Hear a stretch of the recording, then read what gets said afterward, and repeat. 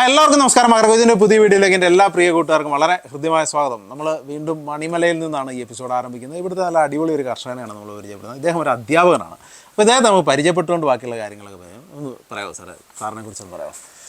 എൻ്റെ പേര് സുഭാഷിൻ ജോസഫ്, വീട്ടുപേര് കുഴിപ്പള്ളിൽ. വൈഫ് 3 കുട്ടികളായിരുന്നു. മൂത്തയാൾ 2020 ഗിലൻബാരി സിൻഡ്രം വന്ന് മരിച്ചുപോയി. മോളായിരുന്നു. ഇളയ 2 പേര്, അതിനിളയാൾ മോന്, മോള്. ഒരാൾ ഇളയാൾ ജോലി ചെയ്യാൻ തുടങ്ങി, ടീച്ചറാണ്. മോനെ പഠിച്ചുകൊണ്ടിരിക്കുന്നു. ഞാൻ 2021 റിട്ടയർ ചെയ്തു. മനുകുന്നം സെൻറ്റ് ജോൺ ദ ബാപ്റ്റിസ്റ്റ് ഹൈസ്കൂളിൽ നിന്ന്, ഹയർ സെക്കൻഡറി സ്കൂളിൽ നിന്ന്. അപ്പോൾ 4 വർഷം, I M 60 years old. Sir ശരിക്കും ഒരു കായിക അധ്യാപകനാണ്. നമ്മളിപ്പം ഞാൻ ആദ്യം സാറിനെ കാണും, പെട്ടെന്ന് സാർ ഭയങ്കര എനർജറ്റിക് ആയിട്ട് ഓടിച്ചാടി ഇങ്ങനെ വരുന്നുണ്ട്. അന്നേരം ഞാനിങ്ങനെ ഓർത്ത് പോയിരുന്നുണ്ട്. അതിനൊപ്പം തന്നെ എനിക്ക് സാർ ഇവിടെ കുറേ അധികം സ്ഥലത്ത് കൃഷി അടിപൊളിയായിട്ട് കൃഷി ചെയ്യുന്നുണ്ട്. മെയിനായിട്ടുള്ളത് കൊക്കോയല്ലേ? കൊക്കോയാണ് കൂടുതലായിട്ടുള്ളത്. ഓക്കെ. അതിനൊപ്പം തന്നെ വാഴ, അങ്ങനെ എല്ലാ വിളകളും ഉണ്ട് അല്ലേ? തീർച്ചയായിട്ടും. ഓക്കെ. അപ്പോൾ നമ്മൾ ആ കൃഷി വിളകളെ കുറിച്ചാണ് പരിചയപ്പെടാൻ പോകുന്നത്. നമുക്ക് ആദ്യം കൊക്കോയിലേക്ക് പോകാം അല്ലേ? അതെ. കോട്ടയം ജില്ലയിൽ തന്നെ പല സ്കൂളുകളിൽ കായികാധ്യാപകനായി ജോലി നോക്കിയിരുന്ന ആളാണ് സെബാസ്റ്റ്യൻ സാർ. അന്നു മുതലേ അദ്ദേഹം മനസ്സിൽ കൊണ്ടു നടന്നിരുന്ന ഒരു സ്വപ്നമാണ് റിട്ടയർമെന്റിന് ശേഷമുള്ള ഈ കൊച്ചു കാർഷിക ജീവിതം.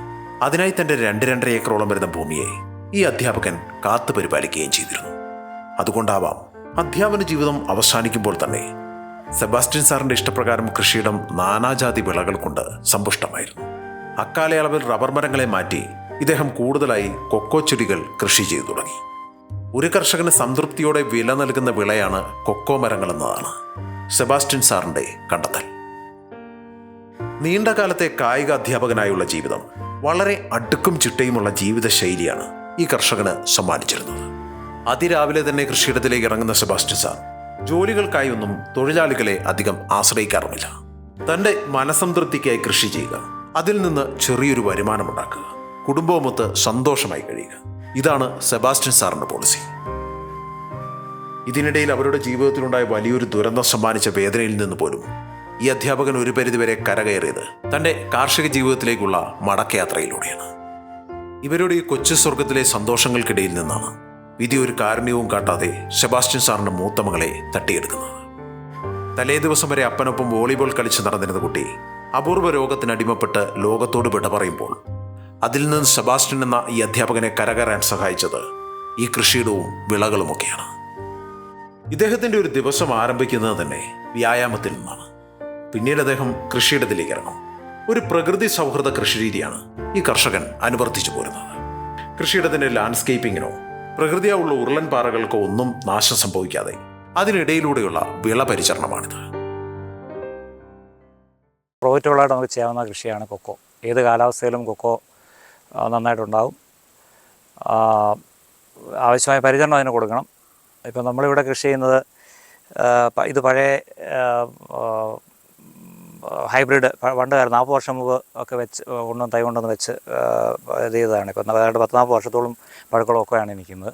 മൂന്നാം വർഷം കൊക്കോ തൈ നന്നായിട്ട് പരിപാലനം ഉണ്ടെങ്കിൽ, നന്നായിട്ട് വളമൊക്കെ ചെയ്ത് വേനൽക്കാലത്ത് നന്നായിട്ട് വെള്ളം അടിച്ച് നനച്ചു കൊടുത്തു കഴിഞ്ഞാൽ, നന്നായിട്ട് പരിപാലിച്ചാൽ 3-ാം വർഷം കൊക്കോയിൽ നിന്ന് ശരിക്കും ആദായം ലഭിക്കാൻ പൂർണ്ണതോതിൽ ആദായം എടുക്കാൻ സാധിക്കും. ഇവിടെ ഇപ്പോൾ ഈ കാവ പറിക്കാറായതൊരു 80 കൊക്കോകളേ ഉള്ളൂ. അതിനകത്ത് ഏതാണ്ട് എല്ലാം തന്നെ നന്നായിട്ട് കായ്ക്കുന്നതാണ്. ഒരു വർഷം 1 ഏക്കർ സ്ഥലം പൂർണ്ണമായിട്ട് കൊക്കോ കൃഷിക്ക് ഉപയോഗിച്ചാൽ 2 ലക്ഷം രൂപ നെറ്റ്, 2-2.5 ലക്ഷം രൂപ നെറ്റ് ആദായം കിട്ടും. ഇപ്പോഴത്തെ വില വെച്ച് ഇതുപോലെ വില നിൽക്കുകയാണെങ്കിൽ ഒരു 2.5 ലക്ഷം രൂപ ഒരു ഏക്കറിൽ നിന്ന് എല്ലാ ചിലവും കഴിഞ്ഞ് നമുക്ക് ആദായം കിട്ടും.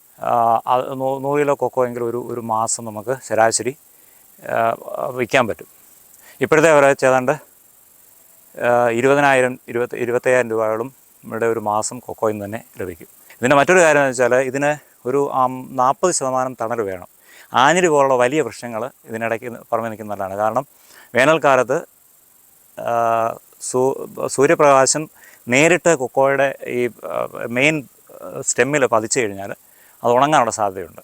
റബ്ബറിനകത്ത് അത്രയും വൃത്തിയായിട്ട് നന്നായിട്ട് പ്രോഫിറ്റോടെ ചെയ്യാൻ പറ്റത്തില്ല, അത്ര ആദായം ഉണ്ടാകത്തില്ല. റബ്ബറിനകത്തും കൊക്കോ ഉണ്ടാകും, ഒരു 40-50% നമുക്ക് പ്രതീക്ഷിക്കാൻ പറ്റുള്ളൂ. പക്ഷേ ആഞ്ഞിലി പോലുള്ള വലിയ മരങ്ങളാണ് ഏറ്റവും അഭികാമ്യം. ഞാൻ ഇപ്പോൾ ഇവിടെ ചെയ്യുന്നത് 1-2 ദിവസങ്ങളിലെ എല്ലാ കൊക്കോയും നന്നായിട്ട് നനയ്ക്കും. കൊക്കോ അതിൻ്റെ ചൂടും പറ്റുന്നതിൻ്റെയൊക്കെ എല്ലാം കൂടെ കൂട്ടി നനച്ചു കൊടുക്കും.